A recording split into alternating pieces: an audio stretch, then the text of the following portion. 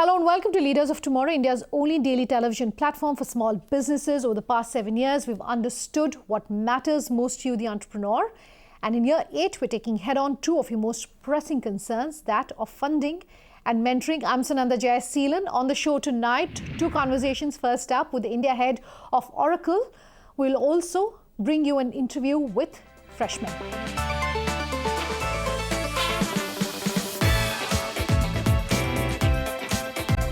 Our first interview tonight is with technology biggie Oracle, and I spoke with the India MD of Oracle, Shailender Kumar, to understand why he's so excited about small business in the country, as well as details of their own accelerator program for startups, and also what the future is looking like for the company here in the country. Take a listen.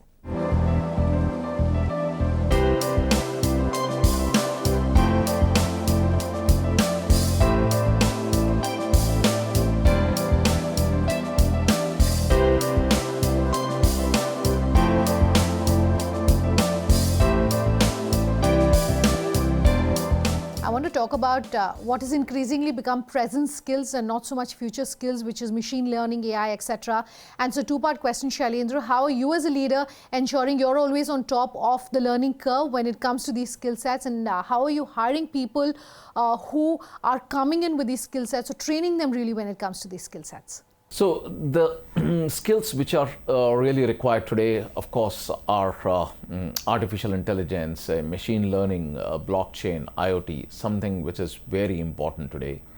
And I see things like analytics, security will always be quite important. But what has brought you here may not take you to the next level. So the continuous skilling is very, very important. When we opened our data center, as I said a couple of months back, I had put a precondition that all my sales team, my pre-sales team, my services team has to be 100% certified. And it was so nice to see that on the day of the launch, we had 90% people certified. That is one. And the certification that is done is from external organizations. So it's not that Oracle internally is doing it, external organization. But compared to where we were in October and where we are today, itself we have moved a lot. As I said, that time we were talking about autonomous data warehouse. Today I'm talking about autonomous transaction processing. That means people need to learn what is this new offering. Companies like Oracle that spend something like 6 billion every year in research and development. Innovation is in our blood. We are the bellwether as far as the IT industry is concerned. So it's very important that people keep updating themselves. There'll be a lot of trainings which are being done from our side. We push for certification, but there are a lot of initiative also my team takes to ensure that they are up to date. When we go to different kind of businesses, on one side, suppose we go to bank, on the other side, we go to a small business, or we work with a company that is working with customers in hinterland. The requirements may be different, but technology should be able to support everyone. Let's take a step back at this point and talk about the work that you're doing with small businesses. Why are you excited about, the potential that they really represent, and so reflection of the work that you're doing globally? So what we have seen in SMEs, and this is quite core to them, the first one is risk-taking availability, second is innovation, and third is faster results. Very much in line with what Oracle has been doing globally. So working with them, getting the results very fast and ensuring that we go to the idea number 2, that's very exciting working with them. And all the discussions which we have done over the last few years have ensured that we are able to support them quite well. And at the same time, we also learn a lot of things from them and include as part of our sales or different processes. We talk very often about the digital journey or the digital transformation here on the show, but what does that footprint for you really look like? What should a company do if it's looking at, transforming itself really digitally? In one sentence, if I had to say that they need to have risk-taking ability, they have to be innovative, but at the same time, don't lose fun of working on an idea and delivering its objectives. Talk to us about your Startup Accelerator program. OSCA, which is Oracle's Startup Cloud Accelerator program, has been one of the most successful programs launched by Oracle globally. By virtue of which, what we do is we do business mentoring as well as the technical support to these companies. And every 6 months, we see a number of companies that apply and they go through a process, we shortlist and then start working with them. So as I said, on both sides, we support them, ensuring that we are able to support them on the technical side, but on the other side, we can do business mentoring. And what we do is we also provide them a lot of cloud credits so that they can start working on their ideas and see to it that they have the right shape. So the initial relationship is for 6 months, and after that it's ongoing. Whenever they need any kind of support, they can come back and we can have a discussion with them. The kind of companies we have associated with include from energy to pharmaceutical to healthcare, and of course lots and lots of fintechs. The program, as I said, the kind of requests we keep getting has been increasing by the day. But at the same time, we have seen many of these companies becoming quite successful in the last couple of years. Why is it critical, I would say, for businesses like yours to have synergies with smaller businesses and vice versa, Shailendra? You know, for instance, recently we were in conversation with John Chambers of Cisco. He told us why it's imperative for both, for large businesses to have synergies with small businesses and the other way around as well. You know, I want your views on that. Oh, I would say it's very, very important because there is a lot of learning large organizations can do from small organizations and vice versa. To give an example, generating a lot of new ideas, talking about agility, these come from small organizations. But on the other side, the moment you talk about processes, you talk about governance, those things come from large organization. So small and large organization, they can learn a lot from each other. They can have a very good go-to-market. And in fact, we have seen with some of our customers, the way they collaborate with the smaller organizations and go to the market to get the best of the results, it's been very, very encouraging. So I think this is what is very important, and we should see more and more collaborations on this side. And of course, Oracle has been doing with a lot of small companies itself. Let's end this conversation by talking about perhaps one or two things that you're excited about in the short term. You gave us the big picture, you've painted that for us. In the short term, what's exciting? Sure. First, part of your question, we are certainly excited about our data center, which we launched a couple of months back. The kind of response we have seen, whether projects pertaining to infrastructure as a service or as a platform as a service, it's been very exciting. The number of projects we have already implemented in various domains. There are many banks who otherwise were not willing to look at cloud. The kind of public sector organizations which have been talking to us. I talked about Niti Aayog, I talked about IFCO, but there are many other examples. So it's very exciting to see how customers perceive Oracle, how we have been working with them to make them successful. And as I said earlier, that we have 15,000 customers in India, all kind of enterprises, small and medium businesses, public sector, and we are going from strength to strength from here. My one piece of learning all through the year, which I would certainly like to pass on to small and medium businesses or emerging businesses, plan your work and work your plan. And that's, if you can get this happen, you're going to be very, very successful. Shailendra, thanks so much for your time here on the show. Thanks, Ananda. Thank you. Let's slip into a short break on that note. On the other side, FreshMenu is in focus. That's our disruptor tonight. Just stay tuned.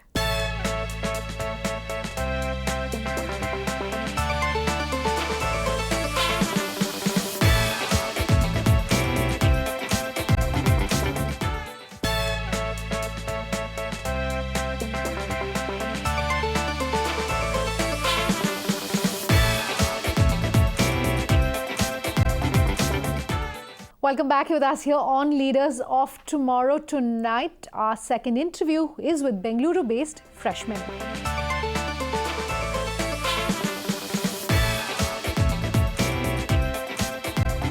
Rashmi Daga joining us on the show to talk about the opportunities and the challenges of the food tech industry, her own very exciting journey when it comes to the space here in the country, and also her fundraising and her advice for entrepreneurs watching this interview. Take a listen. Rashmi, thanks for taking the time to join us here on the Leaders of Tomorrow. It's always exciting to speak with entrepreneurs, like yourself, who are early movers, who are disruptors. I want to start by talking about the fact that you've been in existence. FreshMenu has been in existence really for 5 years now.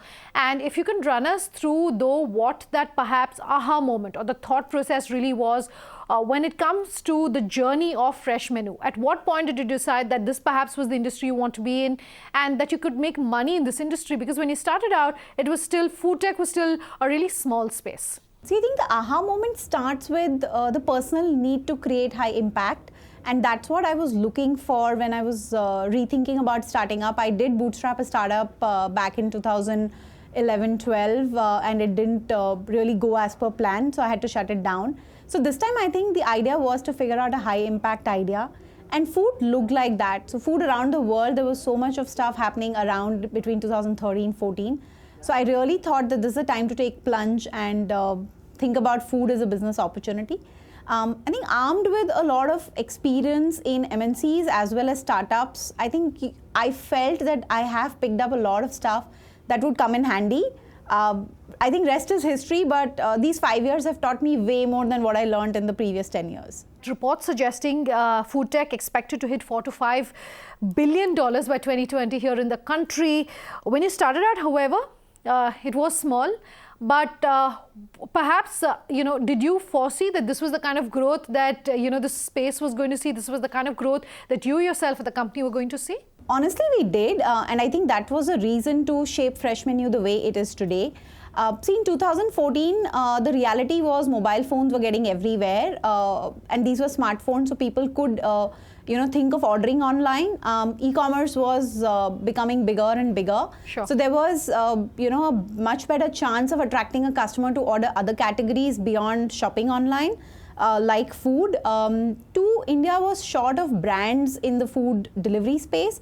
Domino's was one big player, and India is a very, very large country for us to believe that, only one brand would exist. So there should be hundreds of brands like that. And I think the other piece was the changing pattern of customer behavior.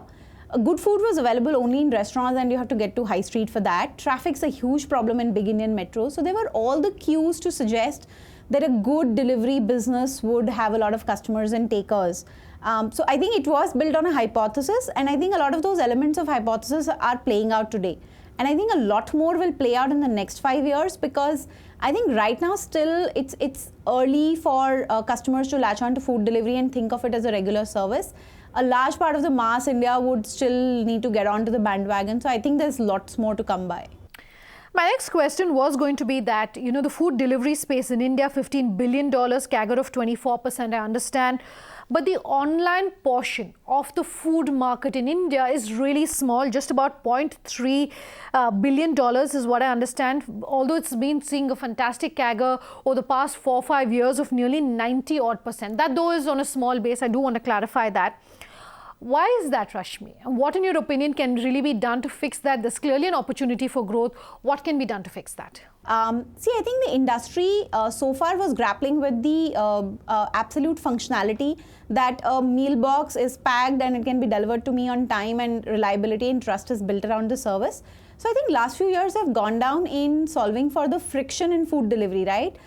All of us, 5 years back, we had very little trust on any restaurant getting to us in time, in reasonable amount of time. And I think that's what has got solved today. But having said that, I think from my perspective, there is a lot that would happen in understanding customer trends, patterns, their flavor choices, behavior, what is new that they're looking for, what is exciting in terms of food for them. So I think from my point of view, there is a lot that would play out in the future. I think these few years were just nailing the business model, nailing the product, and its ability to reach customers in a reliable time and shape. Speaking of that growth, Rashmi, we are saying a 90% compounded annual growth rate over a period of 4 to 5 years. Where is that growth coming from? If you could use this answer to really talk to our viewers to say, this is where I see the opportunity, this is the trend, this is what you perhaps should be looking at tapping, what would that be? See, I think this business right now is replacing a lot of convenience opportunities where I needed food, good food or a restaurant's food, but I could not walk up to the restaurant. So I think a lot of replacement is right now from the dine-in space, some amount of home cooking space, but I think the next few years a large part would happen. High frequency would come from people saying that I don't have the time to cook food and good quality food can come to me from outside. A lot of subscription or health related stuff could come in. A lot of health food or diet food is very hard to cook at home and create variety. I think that's another growing opportunity that we are looking at.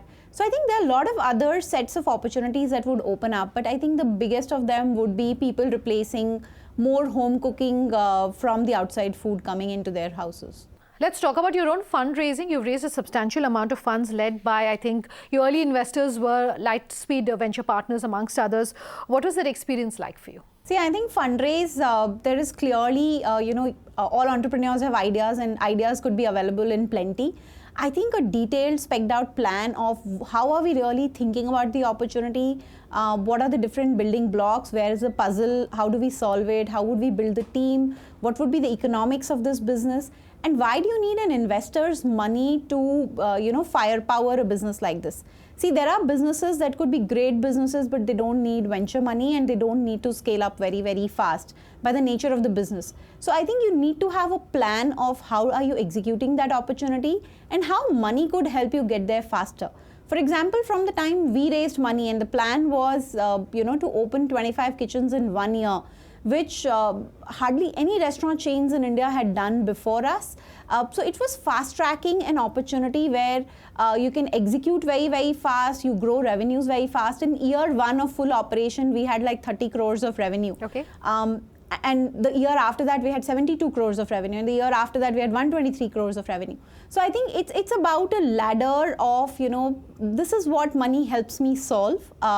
And which is about fast scale. So I think it's all about planning and then really executing to a plan. Obviously, difficulties come on the way. So a plan B and a plan C is needed. But this is what investors are looking for. Conviction that, given an opportunity and given a market, you're willing to fast track a lot of things. I do want to talk about two of your initiatives, if I can call it that, Fresh Money and Fresh Pass. What do you want our viewers to know about that? See, food is a category where you believe customers, once they know you and they understand what you bring to them, a lot of stickiness and loyalty is what brands are hoping for.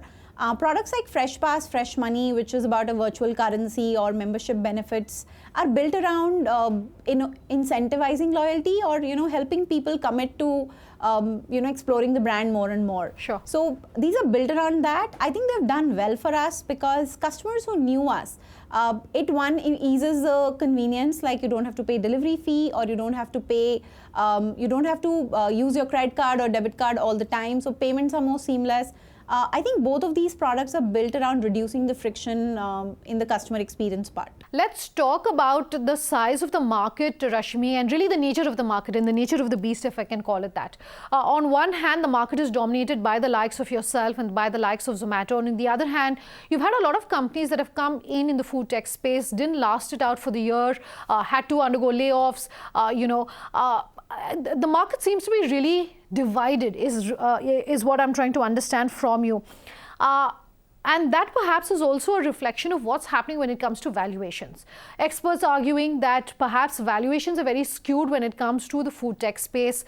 Do you think this is a reflection of the genuine opportunity, though, when we're talking valuations? Or do you perhaps think that, this is early days and valuations in the food tech space could correct to some extent? So valuation for brands is right now at a pretty fair stage because I think we are at an early level in terms of the cloud kitchen business and the food delivery business in India. And I think all of us have to see a really long future. I would think FreshMenu is here for next 100 years and serving customers every day in India. So I think we're talking about a very large opportunity in a branded space, and there are very few players who would compete in that space. Sure. Scale is very, very difficult to get. So I think for young companies and, in the space, early death is a reality. So a lot of people would try something out, and if it does not work, they shut it down pretty fast. But people who succeed and people who scale up, I think that's the true beauty of this business. So I think you would find both happening. There'll be some people who will be valued very well because of the kind of defense that they've created. And there'll be people who will also shut down early because they find it very hard to navigate, and especially from a scale point of view. All right, let's wind this interview down. Rashmi, I want to talk about any future plans that you can leave us with. I understand you've grown to 27 kitchens, 18 just in Bengaluru. You're also expanding in Maharashtra and the Delhi NCR region.